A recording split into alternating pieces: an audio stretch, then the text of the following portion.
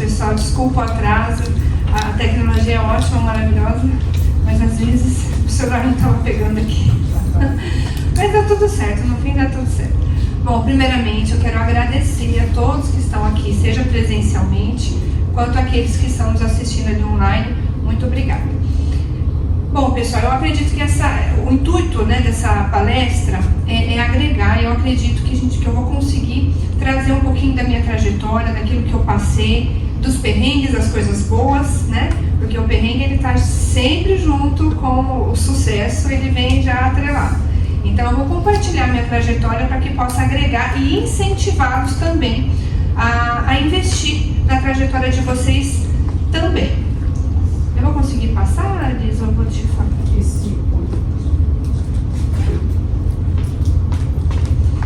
Eu acho que não está no método de apresentação.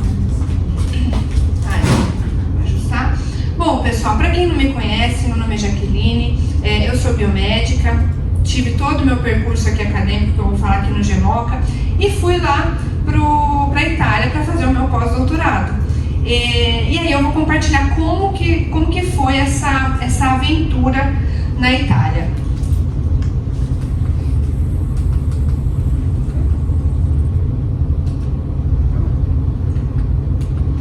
Aí. Bom, pessoal, primeiramente, né, a gente tem aquela idealização do que a gente quer ser quando crescer, né? Desde pequenininho a gente já tem essa coisa. O que você quer ser quando você crescer? Uma coisa é o que a gente quer e uma coisa é o que deu certo de fazer, né? Até onde a gente conseguiu chegar. Tem muitos altos e baixos, o caminho é longo e depois que a gente chega lá no final é que a gente se dá conta de tudo que a gente passou. A gente se dá conta de quanto foi difícil chegar até ali. Então, tem lá, graduação, essa aqui é a trajetória que a gente esperado, né? Tem lá, graduação, 4 a 6 anos, né? Dependendo da qual você escolheu. A iniciação científica, que não são todos que fazem, mas, pessoal, eu aconselho vocês que estão me assistindo, que estão ainda na graduação, de, se possível, fazerem uma iniciação científica. É maravilhoso. Isso te prepara para o mestrado depois de um modo muito bom. Depois vem a especialização, mestrado de 2 a 6 anos, dependendo se é uma especialização da área da medicina, ou se é um mestrado convencional, Master Degree, 2 anos, e depois o doutorado, que é o PhD, com 4 anos de duração, né? O meu durou um pouquinho mais, porque eu tive uma gravidez no percurso, o meu durou uns 5 quase. E depois, se tudo deu certo até aqui, você pode fazer um pós-doutorado que dura 2 anos, tá? Detalhe, mestrado, doutorado você faz uma vez só, tá? O pós-doutorado você pode fazer vários, né? Tem gente que vive só de bolsa, faz um pós-doutorado depois do outro, e aí a gente vai falar também sobre isso, dos problemas que estão por trás de viver de bolsa, tá? Bom, eu achei interessante trazer esse dado aqui, porque o caminho a gente vai ver que é difícil, mas nós já estamos muito melhor do que a maioria dos brasileiros. Quando a gente pensa no Brasil como um todo, o quanto a educação ainda está abaixo do esperado. A gente tem aqui, por exemplo, toda a população brasileira, a população brasileira lá, mais de 200 milhões de pessoas. Alfabetizados, ok, estamos até com um nível aceitável, 94% de alfabetizados, mas aqueles que cumprem a educação básica obrigatória, que seria até o ensino médio, né, são apenas, praticamente metade da população apenas possui o ensino completo, o ensino ensino médio completo. Ok, desses 50%, quantos chegam ao ensino superior? Somente 20%. E isso é um número muito baixo, gente, da mão de obra qualificada dentro do Brasil. É muito pouco, somente 20% da população conseguem finalizar o ensino superior. Então, se você já finalizou a sua graduação, você já está melhor do que muita gente. Se você está cursando a graduação, está difícil, continue firme, for sair, tenta terminar, porque realmente isso vai te fazer sair na frente de muita gente. Pós-graduação, então, gente, somente aproximadamente 8,5 milhões de pessoas no Brasil inteiro, que representa apenas 4% daqueles que possuem ensino superior, fazem algum tipo de pós-graduação, seja estrito sensu ou lato sensu, né? Tantos fazem aquela lato sensu, que é aquela que você faz uma especialização, uma MBA, uma coisa do tipo. O estrito sensu seria aquele que você faz um percurso acadêmico, mestrado, doutorado. São pouquíssimos. Doutores, olha lá, gente, doutores apenas 0,2%. Quando eu vi essa estatística, eu fiquei chocada, que apenas 400 mil doutores no Brasil, aproximadamente. São pouquíssimas pessoas com doutorado.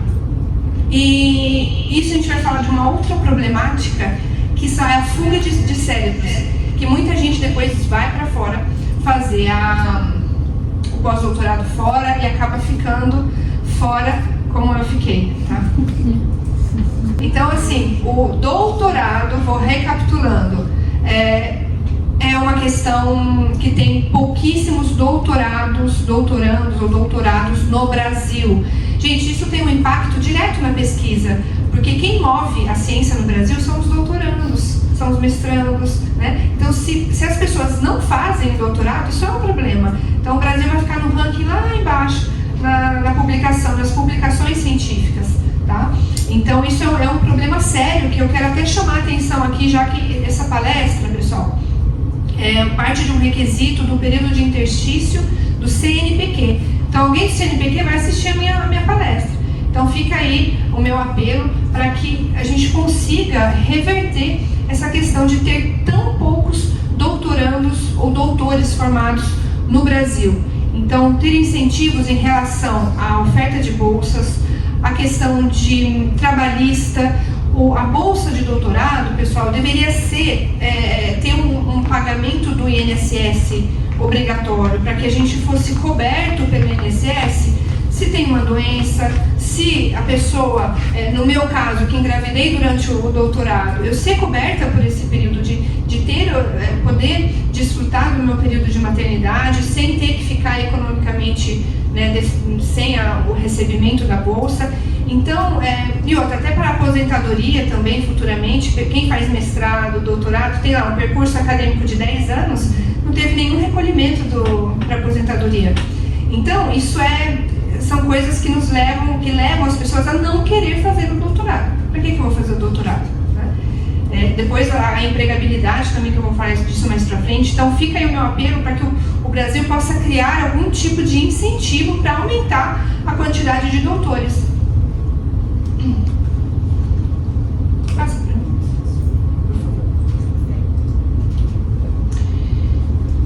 Bom, então como que foi a minha trajetória? Então, como eu falei para vocês, daquela pirâmide, né, que são poucos, apenas 20% da população consegue fazer uma faculdade. A faculdade é cara no Brasil.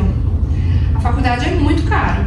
E isso foi uma realidade que eu vi muito diferente lá na Itália. Lá na Itália tem faculdade pública para todos. Tanto é que muitos cursos não precisa nem de teste de ingresso. Já vai direto. Biologia, por exemplo, até pouco tempo atrás, agora que começou a ter um pouco mais de procura, e aí começou a ter teste de ingresso, mas vai ser tipo 5 por vaga, uma coisa assim, não é tão difícil você conseguir entrar. Eu lembro que ficou até marcado que eu comentei sobre isso com a minha colega de trabalho lá na Itália, e eu falei que era muito difícil conseguir uma escola pública, que tinha que fazer muito tempo de cursinho para conseguir ingressar. E ela falou, mas por que não tem faculdade suficiente para todo mundo? Porque na concepção deles, a universidade tem que disponibilizar vagas para todo mundo, né? Para que todos os 100% da população tenham acesso, caso queiram fazer uma faculdade. E não é assim no Brasil. Então, isso veio a questão social também. Eu não tinha condições de pagar uma faculdade. Então, eu tive que me virar nos 30 e conseguir a bolsa para a Uni. Então, eu fiz a biomedicina, fiz na Universidade Paulista, fiz com bolsa para a Uni. Eu queria ter feito medicina, Não consegui, precisava de 96 pontos, eu tirei 92, foi quase, mas eu decidi não tentar de novo, porque eu fiquei com medo de perder a oportunidade da biomedicina. Então eu já fiz, e foi a melhor coisa que eu fiz. Fiz o meu percurso, consegui começar relativamente cedo, né? E é isso de 2008 a 2011. Aí detalhe, outra dificuldade, ingressar na área. Porque quem está fazendo faculdade está trabalhando para pagar a faculdade, certo? As pessoas, seres humanos normais, não herdeiros, né? Então, a gente está lá ralando para... Desculpa quem é herdeiro, isso foi um pouco... Sem acepção para quem é rico é bom também, né, gente? Eu queria. Então, o que eu tinha que fazer? As pessoas têm que trabalhar para pagar a faculdade. E aí, como é que faz para fazer um estágio? Estágio aqui é tudo de graça, ninguém paga estagiário, né? Então eles têm que parar de trabalhar para conseguir ingressar, senão você não consegue adentrar no meio acadêmico ou estar ali, fazer uma iniciação científica.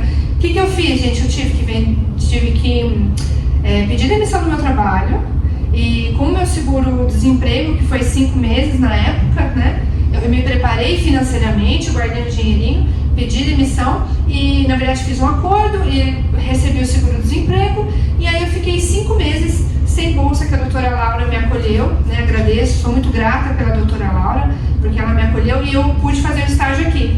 E demorou 5 meses para sair minha bolsa. Minha vida foi sempre assim, gente, nos 45 do segundo tempo chegava. Então eu dava o passo, depois a bênção vinha. Era mais ou menos assim. E aí eu consegui fazer o estágio, então eu estou no laboratório de genética molecular do câncer de Moca desde 2010. E aí, em 2010, fiz 2 iniciações científicas, uma pela FAPESP e outra pela aquela FAPERJ do Rio de Janeiro, né, em colaboração, foram 2 projetos diferentes, que isso me ajudou muito para eu conseguir entrar no mestrado mais preparada. Então eu já consegui entrar no mestrado já com publicação, isso também é algo muito, né, difícil você conseguir. Entrei no mestrado com bolsa CAPES também, então assim, a gente sempre naquela, né, tem que ficar em primeiro lugar, porque não tinha bolsa para todo mundo, né? Então tinha que ter publicação, tinha que ter participado de congresso, senão você não conseguia bolsa. Então quem não participa de nada, não tem um bom currículo, não consegue bolsa. Eu falei, gente, mas eu acabei de me formar, como é que eu vou ter currículo? Então tá aí um incentivo para que vocês que estão na graduação participem de congressos como esse, que depois eu vou dar o certificado. É só uma palestra, talvez para quem já participou de tantas é só mais uma, mas para quem está na graduação não tem nada, é um conhecimento a mais, que é uma linha a mais no seu currículo que ajuda. Participei de congresso, essa publicação da iniciação científica foi o que me garantiu a bolsa, que eu passei na frente de todo mundo. Bom, de 2012 a 2014, isso mestrado. Depois, doutorado, também sempre naquela, né? Lutar para conseguir bolsa, ficava uns meses entre uma e outra até sair, aí você fica naquela. É complicado, foi assim, bem difícil financeiramente, né? Consegui a bolsa, eu me formei em 2019 e o Guilherme nasceu em 2018, então eu tive aí um período de maternidade, a CAPES me permitiu ficar em período de maternidade, mas ele só estopou a bolsa, né? Deu um stop na bolsa e depois retomou. Então eu fiquei esses 6 meses coberta pelo tempo da pausa do doutorado, mas não financeiramente, né? Aí ajuda quando você casa bem, né? Que aí o marido ajuda. O duro é quem não casou, né? Tá. Bom, e depois, então, em 2019, finalizei tudo. Nessa época eu já estava dando aula na Universidade Paulista, então como professora universitária foi aí o que me salvou também para conseguir me manter, que eu estava desempregada depois do doutorado, né? Então eu consegui, como professora, trabalhei como professora durante 7 anos na Universidade Paulista, e veio aquele sonho que eu queria de fazer um pós-doutorado fora, né? E como que eu poderia fazer isso? Conversando com a professora, e isso também é uma outra coisa que eu recomendo, ter um bom relacionamento com os seus orientadores e professores, tá? Desde lá da graduação. Porque esse bom relacionamento, aqui no Brasil é isso, aliás, no mundo inteiro, né? Ter quem indica é muito mais valioso do que muita coisa. Então, a doutora Laura foi a peça-chave que conseguiu fazer com que eu fosse para fora. Por quê? Ela era amiga da professora Rossella, que me recebeu lá na Itália, né? Então, elas se encontraram, por acaso, mas eu acredito também que estava tudo lá um plano da minha oração lá. Elas se encontraram no Congresso Europeu e a professora falou sobre mim para ela. Ela falou, não, pode mandar ela, né? Aí beleza, né? 2019. Só que o que aconteceu nesse gap temporal entre 2019 e 2022? No mundo? Covid, pandemia. E aí eu não pude ir para a Itália, que a Itália foi o país que estava com, né? Primeiro que nem que eu quisesse, a fronteira estava fechada, não dava. Então esses 2 anos serviram para que eu pudesse me preparar com a língua. Então, olha só como é interessante, às vezes a gente não sabe por que as coisas dão errado, a gente acha que está dando errado, mas isso para mim foi uma bênção, porque foram 2 anos de preparo. Morar fora, gente, não é simples, faço a mala que nem viajar, né, no turismo. Não, eu tinha que resolver coisas burocráticas, eu tinha que vender meu carro, eu tinha que deixar meu apartamento, alugar meu apartamento, eu tinha que encaixotar minhas coisas, eu não tinha onde pôr todas as minhas coisas. Então assim, eu tinha que pedir a demissão do meu trabalho com antecedência, porque eu não podia também deixar o meu coordenador e os meus alunos na mão. Então era todo um planejamento, eu não podia sair no meio do semestre, tinha que casar um monte de coisa. Então esses 2 anos foi um preparo. Então eu estudei a língua, o inglês não era suficiente, tá, gente? Porque lá na Itália, a ideia era que eles fossem falar comigo em inglês. A gente trocava e-mail, tudo em inglês. Só que assim, chegando lá, gente, ninguém falava uma palavra de inglês. E aí? Se eu não tivesse estudado italiano, foi muito difícil com a língua lá. Eles não falam inglês, tá? Eles conseguem ler inglês, escrever artigos, mas dentro do meio científico, no laboratório, eles não falam. A pronúncia, a fala deles é difícil, eles não falam. Então, o que me salvou foi que eu aprendi a língua e me virei ali. Então, foi um preparo, esse gap de 2 anos ali. E nisso meu filho já estava um pouquinho maior também, né, pensando nisso. Então, deu tudo certinho, foi no tempo certo. Então, em 2022 eu fui para a Itália. Já vou falar também sobre como foi essa ida. Eu tive bolsa pelo CNPq, com um projeto financiado pela Universidade de Pisa. Fiz de 2022 a 2023 e acabou a bolsa. Acabou, eu não quis voltar para o Brasil. Estava bom lá, meu marido estava bem, estava trabalhando. O meu filho já estava falando melhor o italiano do que o português. Não, brincadeira, ele fala as 2 línguas muito bem. E aí já estávamos todos muito bem, eu falei, não vou voltar. Aí eu participei de um concurso público ali. E o meu currículo era melhor do que todo mundo que participava, porque lá eles começam muito mais tarde as coisas. Então, com a minha idade, já ter o doutorado e o pós-doutorado, eu já passei na frente cronologicamente, não porque, né, não é que eu era melhor que eles, mas assim, cronologicamente eu estava mais avançada, digamos, né? Então eu acabei passando em primeiro lugar no concurso, só que era um trabalho temporário de 1 ano. Lá eles não fazem concurso como aqui. Quando você passa no concurso público, você fala, tô feito o resto da vida. Não, lá é temporal, né? Temporário. 1 ano. E aí acabou esse 1 ano e veio a maternidade em 2025 da Sara, né? Minha filhinha tá com 9 meses, está dormindo aqui agora. E aí nesse meio tempo deu certinho também, porque eu estava grávida e estava terminando. Poderia ser até considerado um segundo pós-doutorado, porque foi um projeto de pesquisa que eu executei independentemente. Eles chamam de assegno di ricerca, que é como se fosse um pesquisador contratado temporariamente, né? É uma figura muito interessante que tem lá, que dá oportunidade de trabalho para as pessoas, né? Que aqui nós não temos, né? Então é como se eu tivesse feito um segundo pós-doutorado, tá? E aí agora em 2026 eu estou aqui por cumprimento, que eu também vou falar mais adiante, desse período de interstício do CNPq. Pode passar. Tá tudo bem aí, gente, com a transmissão? O povo tá... Ok.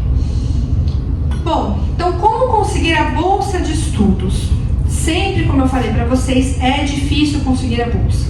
Seja para o mestrado, para o doutorado. Aí chega no pós-doutorado é mais difícil ainda, porque você concorre com pessoas já com toda a bagagem acadêmica, que muitas vezes tem um currículo muito melhor do que o seu, né? Então eles avaliam o currículo seu, o currículo do seu orientador.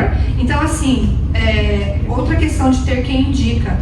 Tudo que eu consegui até agora foi, graças a Deus, graças também ao meu esforço, mas a doutora Laura também, a minha orientadora, porque ela tem um currículo ótimo e eles levam em consideração o currículo da orientadora, né? Então a escolha do orientador é importante também. Então ela foi peça fundamental em tudo que eu fiz até chegar aqui. Então o que eu fiz? Primeiramente, aqui eu vou falar para vocês como conseguir, antes de falar como eu consegui, as maneiras gerais que vocês poderiam conseguir, tá? Eu consegui pelo CNPq, né? Que é o Conselho Nacional de Desenvolvimento Científico e Tecnológico. Então ele atua a nível nacional, Brasil inteiro. Temos o CAPES, que também atua a nível nacional, porém ele é mais voltado para pessoas, ele não financia projetos, ele financia bolsas, mas também ele abre editais frequentemente. E temos a FAPESP, as fundações de amparo estaduais, no caso a FAPESP aqui no estado de São Paulo nosso, temos também de Minas Gerais, do Rio de Janeiro, da Bahia, etc. Cada estado, não são todos, mas só para aquele estado que eles atendem, tá? Existem entidades privadas nacionais que você pode buscar essa bolsa também.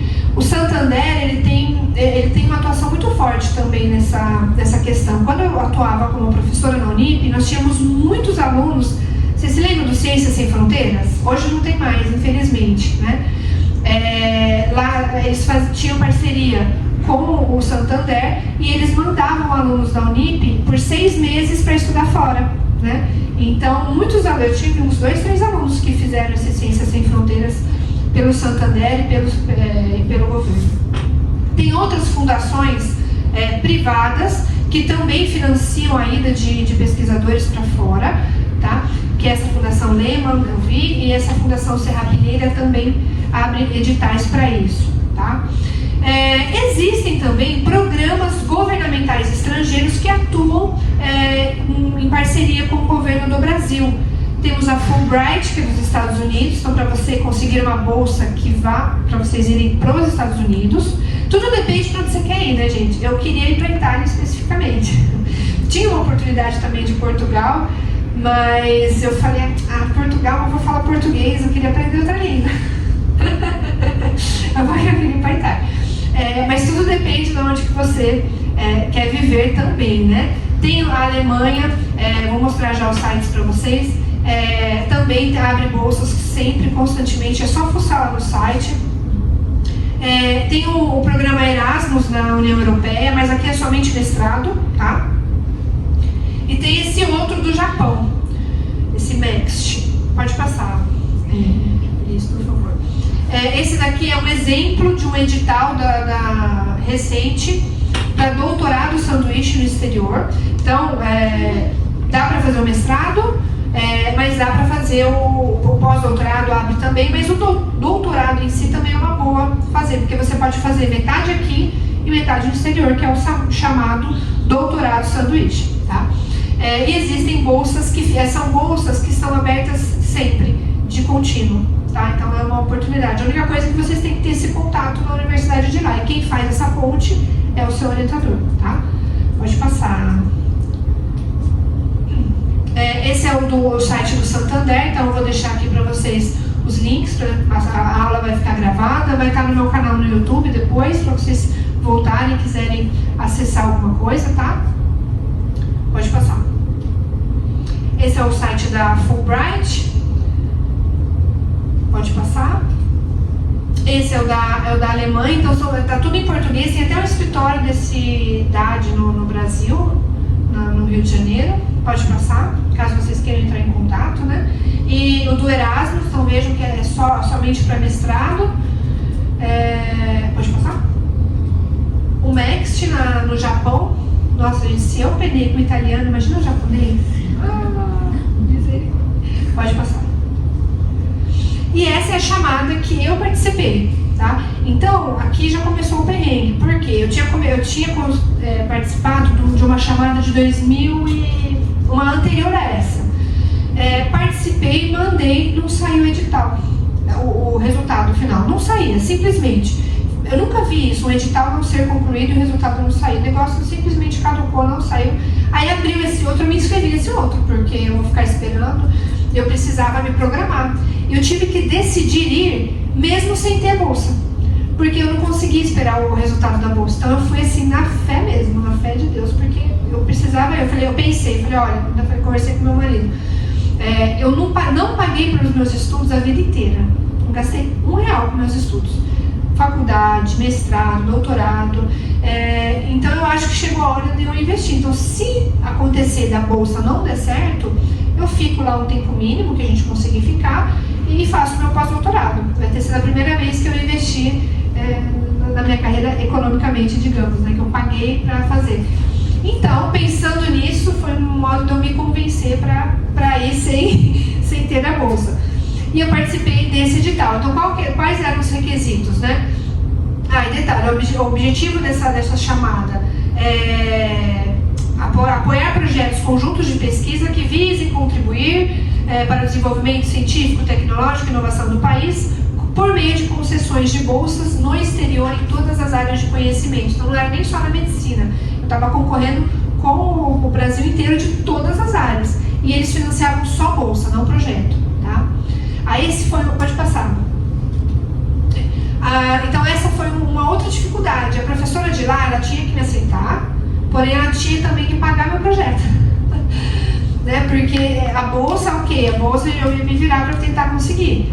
Mas os insumos laboratoriais, todo o executar do projeto foi por conta deles, tá? Então foi uma parceria bem que enfim, mas nós conseguimos. Aí começou a etapa da burocracia. Então, muita gente já teria desistido aqui. Então, assim, a importância da perseverança. Eu acho que o percurso acadêmico, ele também é focado nisso. Perseverança. Porque se eu não tivesse perseverado, enfrentado os problemas, e seguido em frente, porque eu sou muito obstinada. Quando eu quero alguma coisa, gente, eu vou que nem um tratorzão, vou até conseguir. Era até uma das minhas questões, porque eu tenho muita fé, né? Então, eu orava por isso, falar, Senhor, se não for da tua vontade, eu não quero ir, porque se não for, e for só da minha, eu vou mesmo, eu vou atropelando tudo, faço até conseguir, mas eu não quero ir se o Senhor não estiver comigo. Então, essa era a minha oração, porque foi muita dificuldade. Etapa burocrática, gente, eu descobri que a Itália, ela é mais burocrática que o Brasil, tá? Então, assim, eu tive que, consulado italiano em São Paulo, fazer o meu visto de estudante, era obrigatório o seguro-saúde. Graças a Deus que tinha esse formulário IB2, que é uma parceria do INSS com a Itália. Então, como eu na época, eu ainda estava, não tinha me desligado ainda do meu trabalho, eu consegui esse formulário pelo INSS como trabalhadora, né? Se eu não fosse trabalhadora, não tivesse esse vínculo com o INSS, eu não teria conseguido. Eu teria que pagar o seguro-saúde de um ano. É caríssimo o seguro-saúde de um ano no exterior, muito caro. Então aqui eu economizei rios de dinheiro, né? Eu tinha que ter um comprovante de alojamento, só que eu não tinha achado um alojamento lá ainda. Então eu simplesmente reservei um Airbnb que fosse cancelável e eu falei isso pra ele, né, que eu não sabia onde eu ia ficar ainda. Ele falou, não, tudo bem, você pode ter uma reserva de uma semana, já vale, né? Então eu fiz a reserva e depois eu cancelei, desculpa aí porque eu cancelei, mas eu precisei fazer isso. Precisou da carta da universidade estrangeira, comprovando, obviamente, que a universidade estrangeira te recebe, né, que é uma parte da documentação. Eu tive que ter também o certificado da língua. Então, no caso, eu estava fazendo curso, né? Um curso online, mas a professora de lá teve que certificar que eu falava italiano. Olha só a loucura, eu tive que pedir para ela, né? Como é que ela ia saber que eu estava falando italiano, né? Eu estava pedindo inglês para ela. Aí ela fez esse certificado, mas até eu chegar lá eu já estava falando, né? E ela fez ela teve que falar que eu estava cursando, eu tive que mandar a minha inscrição do curso, enfim, que eu estava me preparando para ter a língua, né? E obviamente tinha que ter um doutorado. E o doutorado tinha que ser recente, viu, gente? Era no máximo 7 anos. Eu fico pensando em quem... Eu já está fazendo 7 anos que eu fiz o doutorado. Depois de 7 anos você não consegue mais nada, tá? Então, assim, isso é muito triste. Eu fiquei mal a hora que eu vi. Eu falei, meu Deus, já faz 7 anos que eu fiz o doutorado. Porque muitos editais abrem para quem tem doutorado de até 7 anos. Ah, gente, sacanagem, né? Mas tudo bem. E aí eu tive que mostrar o edital do concurso também lá no consulado italiano para conseguir o visto. Ok, demorou, foi dinheiro também que eu gastei para fazer esse visto, consegui o visto, documentação. Aí chegou o problema lá, aí fui para lá. Aí estava na época do Covid, fiquei doente com Covid na semana que eu ia viajar, tive que cancelar remarcar minha viagem. E chegando lá, tinha o Green Pass. Vocês se lembram que não podia entrar em lugar nenhum sem ter aquele negócio da vacina? E nós nos vacinamos muito cedo aqui na Unicamp na época, né? Os profissionais da saúde. Então, quando eu cheguei na Itália, o meu Green Pass estava vencido, porque tinha que ser 6 meses, né? Eu fiz quarentena na França 15 dias, porque não podia entrar quem estava no Brasil. Tive que fazer 14 dias lá na França, sem bolsa, o dinheiro só indo que nem uma torneira aberta, sabe? E aí cheguei na Itália, eu não podia entrar na Polícia Federal para fazer o meu aviso de chegada, para conseguir o meu visto. Com o visto eu me permitia ter a permissão de residência. Para ter a permissão de residência eu precisava ter o carimbo de que eu cheguei no país. E precisava fazer isso dentro de 8 dias após a chegada. Eles não me deixaram entrar porque eu estava sem Green Pass. Eu falei, gente, e agora? Como é que faz? Aí eu tive que sair da União Europeia, sair do espaço Schengen, fui para Londres, dei um rolê lá de 3 dias, voltei, o dinheiro só indo embora, né? Mas nisso conhecemos um monte de países. Eu tinha feito escala na Turquia, que eu peguei um voo barato, tive que dormir na Turquia também. Foi um rolê assim, para chegar lá. Aí saí do espaço Schengen, voltei, consegui o visto e nós conseguimos uma casa temporária, porque meu marido estava conseguindo a cidadania, né? Então eu tinha que conseguir uma casa para alugar. Aí fui lá, né? Feliz, consegui casa. Gente, ninguém queria vir na casa para alugar. Ninguém. Eu só ouvia não. Então a dificuldade para você alugar a casa lá é tremenda. Porque eu estava em família. Então eu precisava de uma casa, eu não podia alugar um quarto. É diferente de quem talvez vá sozinha ou sozinho fazer o pós-doutorado e não tem família, aluga um quarto lá. Em Pisa tinha uma cidade bem universitária, como se fosse um Barão Geraldo gigante, né? Então tinha muitas casas, eram vários quartos que eles alugavam para estudantes, né? E não era o meu caso, eu queria uma casa inteira. Então eu tinha que ter contrato de trabalho, eu não tinha trabalho, era estrangeira, só com o contratinho, nem tinha bolsa no Brasil ainda. Fui com o meu extrato bancário, falei, eu tenho dinheiro, eu pago 1 ano de aluguel adiantado. Ninguém queria nem saber, gente, eu estava desesperada. Eu demorei 1 ano para conseguir alugar uma casa lá. Foi difícil, acho que foi a parte assim que eu posso falar para vocês que quase que me fez desistir de estar lá, tá? Mas no fim deu tudo certo. Consegui, né? Muitos requeriam calção, tinha uma série de dificuldades para o alojamento que eu enfrentei, tá? Mas depois, no fim, eu consegui. Então, esses foram os perrengues. Nesse meio tempo eu consegui começar em março de 2022, lá no laboratório. Pode passar, né?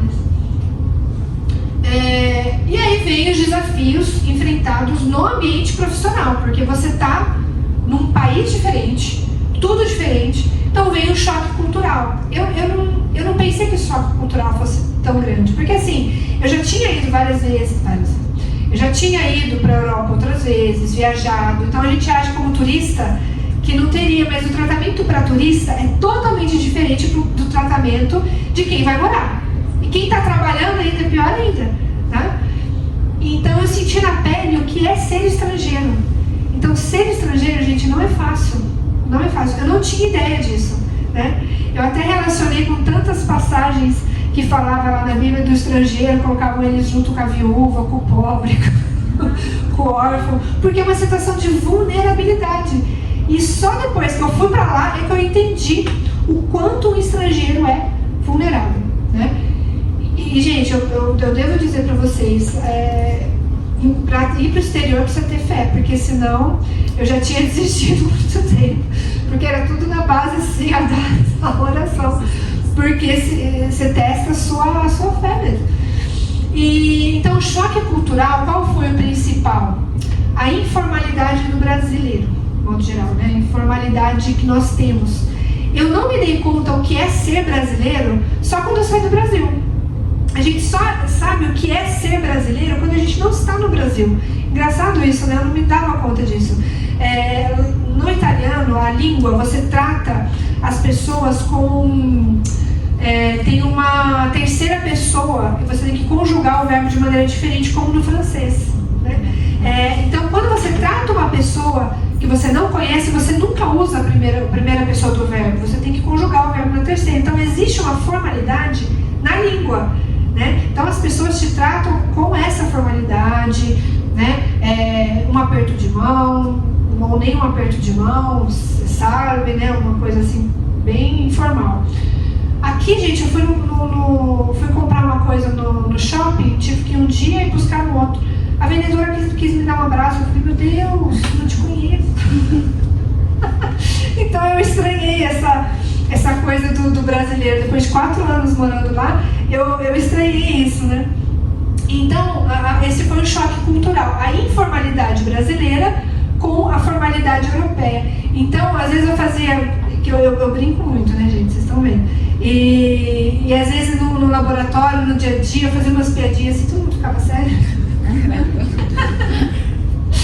Eu pensava, gente, eu juro que em português eu sou mais engraçada. Porque não fazia sentido em italiano, né?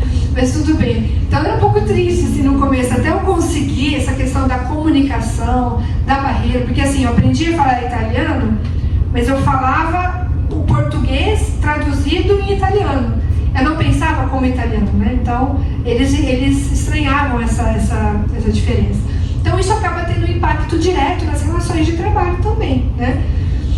Que é uma barreira também o próprio idioma em si. Mas assim, gente, o meu sonho era estudar fora justamente para ter esse falar outro idioma, né?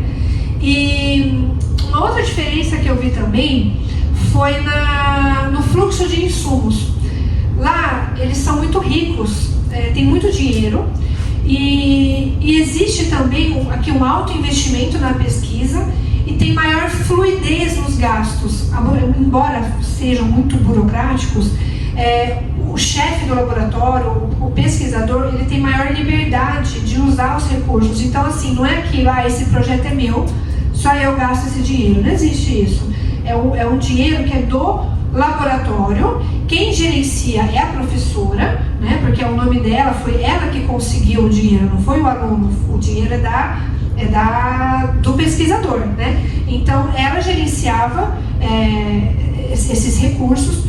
Então ficava mais fácil, não ficava que um aluno pobre, um outro aluno rico. Ficava que todo mundo tinha dinheiro, porque era, né? E tinha um fluxo de insumos muito grande. Você pedia um primer num dia, demorava menos de uma semana, o primer já estava ali. Ou um reagente mais elaborado, de PCR em tempo real, PCR digital. Na palestra de amanhã eu vou falar das minhas técnicas. PCR digital, do NGS, do sequenciamento de nova geração que eu participei.